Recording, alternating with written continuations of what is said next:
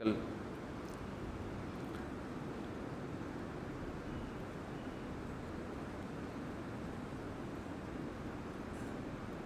بھائی یہی مسئلے آج کل نوجوانوں کے ساتھ بہت ہو گئے. ہینڈ پریکٹس کے مسئلہ یہی ہے کہ اپنے آپ کو بچاؤ, نکاح کرو بر وقت. کیوں اپنی صحتوں کو برباد کر رہے ہو؟ کیوں اپنے آپ کو ڈپریشن میں لے کے جا رہے ہو؟ جو اس کا عادی ہوتا ہے نا, وہ یہ چرس اور ہیروئن کی طرح نشہ ہے, یہ کم نہیں ہوتا, یہ ٹائم کے ساتھ ساتھ بڑھتا چلا جاتا ہے. انسان یہ کام کرتا ہے یہ سوچ کے کہ میں ریلیکس ہو جاؤں گا اور پھر دوبارہ نہیں کروں گا. ایسا نہیں ہے, دوبارہ پہلے سے زیادہ آپ اس طرف مائل ہو گئے, پھر مائل, تو یہ بڑھتی چلی جائے گی بیماری. تو اس لیے عقلمند آدمی وہی ہوتا ہے جو اپنے آپ پہ کنٹرول کرے. دیکھو گناہ میں ایک چیز سوچ لیا کرو, شیطان یہ سوچ کے گناہ کرواتا ہے کہ اس دفعہ کر لو, اگلی دفعہ نہیں کروں گا. ابھی جو ہے نا گناہ کے ذریعے اپنی تسکین کر لو. آپ نے شیطان کو یہ کہنا ہے اس دفعہ نہیں کروں گا, اگلی دفعہ کر لوں گا میں. کیونکہ انسان جب یہ سوچتا ہے نا میں نے پوری زندگی نہیں کرنا, تو آدمی کہتا ہے یار یہ تو میری زندگی کا مزہ خراب ہو جائے گا, میں کیسے پوری زندگی بچ سکتا ہوں. اسی چیز کو شیطان بنیاد بنا کے گناہ کروا دیتا ہے. تو آپ نے اپنے آپ کو یہ نہیں کہنا میں نے پوری زندگی بچنا ہے, آپ نے اپنے آپ کو یہ تسلی دینی ہے کہ میں نے بس اس دفعہ نہیں کرنا, اگلی دفعہ کر لوں گا. اور یہ جو اس طرح کے گناہ ہوتے ہیں ان کے مخصوص اوقات ہوتے ہیں, ٹائم ہوتے ہیں. تو آپ نے اپنے آپ کو اس ٹائم میں کسی کام کا پابند بنا دینا ہے. جب رات کو سونے کے لیے لیٹیں تو کتاب رکھیں اسٹڈی کے لیے, مطالعے کے لیے, کوئی دلچسپ کتاب ہو وہ آپ کے بیڈ پہ ہونی چاہیے. جیسے ہی گئے آپ نے فوراً مطالعہ کرنا شروع, اور مطالعہ کرتے کرتے سو گئے. یا کوئی یوٹیوب پہ کوئی اچھا بیان لگا لے, ہینڈ فری لگایا, بیان لگاتے سنتے سنتے سو گئے. تو اس طرح سے اپنے آپ کو آپ قابو کریں. اور پھر بھی خیال آتا ہے آپ بولیں بھائی آج نہیں کل کر لوں گا یہ گناہ, میں آج نہیں. سمجھتے ہو؟ پھر جب اگلا دن آئے, ہمارے ایک دوست تھے ان کو انڈین فلمیں دیکھنے کی عادت پڑ گئی تھی بہت زیادہ, ان میں فحاشی ہوتی ہے. ان کو گناہ ایسے ہی چھوٹا ہے, کہتے یار میں اتنا عادی ہو گیا تھا فحش چیزوں کا بھی, فحش فلمیں بھی پھر آہستہ آہستہ دیکھنا شروع کر دیں. تو کہہ رہے ہیں پھر میں نے کیا کیا, مجھے شیطان جب بھی میں توبہ کرتا شیطان کہتا اس دفعہ کر لے پھر توبہ کر لینا. کہہ رہے ہیں پھر میں نے یہی کیا کہ میں نے شیطان کو ٹوپی کرائی. میں نے کہا ابھی میرا دل کر رہا ہے کمپیوٹر پہ جا کے بیٹھوں یہ کام کروں, آج نہیں کرتا کل میں کر لوں گا یہ کام, بس آج کیا ہے. اور واقعی اپنے آپ کو ایسے سمجھائیں جیسے واقعی سچی مچی میں کل کروں گا. کیونکہ آدمی کا ضمیر کہتا ہے یار تو کل بھی نہیں کرے گا, پرسوں بھی نہیں, تیری تو زندگی کا مزہ خراب. اس کو بولیں بھائی تو بے فکر رہے, بس آج نہیں کر رہا, کل میرا پکا وعدہ میں کل کروں گا یہ کام, آج نہیں کروں گا, بس آج نہیں. تو وہ صاحب نے مجھے کہا میں نے یہ سوچ کے سو گیا کہ آج نہیں, کل میں کتنا ٹائم ہے یار, کل کر لیں گے, کوئی بھاگا تھوڑی جا رہا ہے, کمپیوٹر کوئی بھاگ جائے گا یہاں سے, کمرہ بھاگ جائے گا, یا انٹرنیٹ ہمیشہ کے لیے بند ہو جائے گا. کہہ رہے ہیں اگلا دن جب آیا ہے نا تو میں نے اپنے نفس سے یہ کہا کہ آج سو جا کل کر لینا. کہہ رہے ہیں یہ ایسا کارآمد نسخہ ہے کہ بالآخر مجھ سے وہ لت چھوٹ گئی. سمجھتے ہو گے نہیں سمجھتے تو کرنا چاہو گے تو دنیا میں سب کچھ ہو سکتا ہے, نہیں کرنا چاہو تو جو کر رہے ہو کرتے رہو, بڈھے ہو کے خود ہی یہ چیزیں چھوٹ جائیں گی. صحیح ہے نا؟ لیکن جب خود سے چھوٹیں گی ثواب نہیں ملے گا.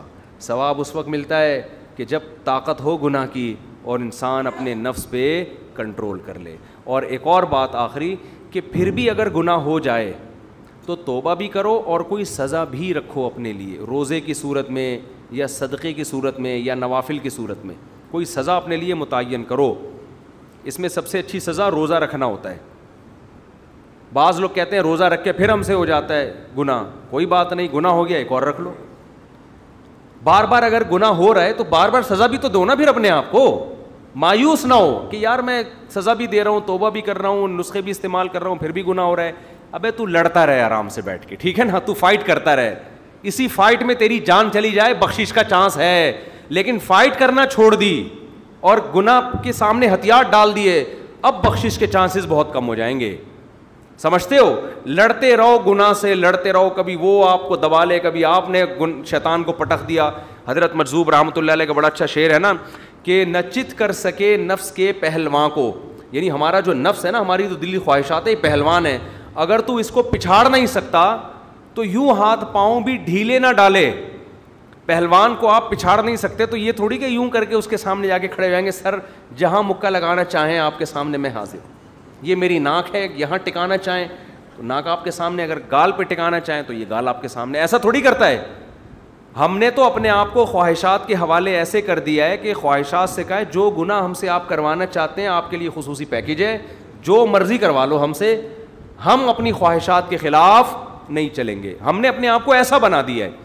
تو حضرت مجذوب رحمۃ اللہ علیہ جو مولانا اشرف علی تھانوی کے مرید تھے, انہوں نے بڑا پیارا شعر کہا, نہ چت کر سکے نفس کے پہلواں کو تو یوں ہاتھ پاؤں بھی ڈھیلے نہ ڈالے, ٹھنی اس سے ہے دشمنی عمر بھر کی, کبھی وہ دبا لے کبھی تو دبا لے. چلو کبھی وہ حاوی آ جاتا تو کبھی تو بھی تو ایک آدھ پنچ تو لگا یار. سمجھ میں نہیں آ رہی میرا خیال. آپ کو جب رنگ میں اکھاڑے میں لا کے کھڑا کر دیا ہے, مقابلہ ہو رہا ہے, تو جتنا بھی بڑا پہلوان ہو 2-4 مکے تو لگاتا ہے نا آدمی. چارلی چپلن کا ایک پروگرام دیکھ لو یوٹیوب پہ, وہ باکسنگ کے لیے اس کو لایا گیا کسی طاقتور کے سامنے, تو کیسا ہی فائٹ کی ہے اس نے. وہ پرانا تھا نا 1920 کا, بلیک اینڈ وائٹ آتے تھے اس زمانے میں. اب یوٹیوب پہ لوگ ویڈیو شیئر کر رہے ہیں تو پرانی چیزیں کھل رہی ہیں. تو اس کو ایک پاورفل کے سامنے لا کے کھڑا کر دیا. اب وہ بیچارہ کیا کرے. ٹھیک ہے, تو آپ اگر نہیں مکہ لگا سکتے تو بھائی کچھ تو ہلتا ہے نا, کچھ تو ہلو جلو, تو کچھ تو گناہ سے بچنے کی کوشش کرو. کبھی ایسا ہو کہ اس نے شیطان نے گناہ کروا لیا, کبھی شیطان کو بھی, کبھی آپ نے پٹخ دیا. اسی پھڈے میں بھی اگر زندگی گزر گئی تو بھی شاید اللہ کی رحمت غالب آ جائے اور بخشش ہو جائے کہ یہ لڑتا رہا ساری زندگی, کمپرومائز نہیں کیا اس نے. جیسے اپوزیشن کبھی حکومت سے کمپرومائز کرتی ہے. پاکستان میں کبھی ایسا ہوا کہ چلو اس دفعہ تم نے حکومت کی, یہ 5 سال ہم تمہیں چیک کرتے ہیں, تم کر کے دکھاؤ, اگر اچھا رزلٹ آیا تو اگلی دفعہ ہم بھی تمہیں سپورٹ کریں گے. کبھی ایسا ہوا؟ جیسے ہی کوئی صدر یا وزیر اعظم بنا اپوزیشن نے اسی دن سے اس کی ٹانگیں ناڑے کھینچنا شروع کر دی. جس کے ہاتھ میں جو آ رہا ہے کھینچ رہا ہے. پائنچا آیا تو پائنچا کھینچا, پھر جب دوسری حکومت آتی ہے تو پھر یہ والے اس کو کھینچا تانی شروع. تو کام کرے گا کون جب کھینچا تانی میں ہی زندگی گزر جائے گی؟ تو حکومت پراپر طریقے سے کرے گا کون میرے بھائی؟ تو بس یہی چلتا رہے گا, امام مہدی اسی میں آئیں گے. ٹھیک ہے نا. وہ تو خیر کیا کہہ رہا تھا میں, تو نچت کر سکے نفس کے پہلواں کو تو یوں ہاتھ پاؤں بھی ڈھیلے نہ ڈالے, ٹھنی اس سے ہے دشمنی عمر بھر کی, کبھی وہ دبا لے کبھی تو دبا لے. تو گناہ اگر شیطان نے کروا بھی دیا نا تو سزا دو, اب نیکی کرو, صدقہ دو کچھ, اور پہلے سے طے کر لو بھائی تجھ سے یہ گناہ ہوا تو اتنے پیسے صدقہ کروں گا میں. ہمارے ایک شاگرد ہیں, تو وہ انہوں نے کیا کہا, تکبیر اولیٰ سے پابندی نہیں ہو رہی تھی, اس نے کچھ اپنے اوپر رقم رکھ لی کہ یار جس دن تکبیر اولیٰ چھوٹ گئی اتنے پیسے صدقہ کروں گا. کہنا بھائی تکبیر اولیٰ کی پابندی شروع ہو گئی, تو عادت ڈالنی پڑتی ہے. اپنے آپ کو سزا دو, گناہ ہوتا ہے تو سزا دو اپنے آپ کو. جن کی فجر کی نماز جماعت سے رہ جائے, بولیں اس دن ہم ناشتہ نہیں کریں گے, تو اتنی سزا تو دو نا اپنے آپ کو. اس دن ناشتہ بولو گول, تو جب تکلیف ہوگی تھوڑی سی دوپہر کھانا کھا لو. ہم منع نہیں ہم نہیں کہہ رہے روزہ رکھ لو, ہم کہہ رہے اتنی سزا تو دو یار. صبح جماعت جا رہی ہے تو ناشتہ تو گول کرو نا. حضرت حکیم اختر صاحب رحمہ اللہ تعالیٰ فرمایا کرتے تھے کہ کس منہ سے اس خدا کی نعمتوں کو کھاتے ہو صبح ناشتے میں, جس خدا نے کہا کہ میرے سامنے سجدہ کرو. سجدہ کرتے ہوئے وہ رب یاد نہیں آیا, اور پراٹھے کھاتے ہوئے اس کی نعمتیں استعمال کی جا رہی ہیں. تو غیرت کی بھی کچھ غیرت بھی کوئی چیز ہوتی ہے. جو خدا آج آپ جو خدا صبح ناشتے میں آپ کو مکھن پراٹھے چائے اور انڈے کھلا رہا ہے, اس خدا نے آپ سے کہا تھا کہ 2 رکعت میرے پاس آ کے سجدہ کر لو نماز میں. اس وقت تو پڑے ہوئے سو رہے تھے, تو فرماتے تھے منہ سے نوالا اترتا کیسے جن کی فجر کی نماز رہ جاتی ہے, وہ ناشتہ کرتے کیسے ہیں؟ تو ناشتہ گول کیا کرو جس دن فجر رہ جائے, تو سزا دیں گے تو انشاءاللہ گناہ آہستہ آہستہ چھوٹ جائے گا. سبحانک اللہم و بحمدک.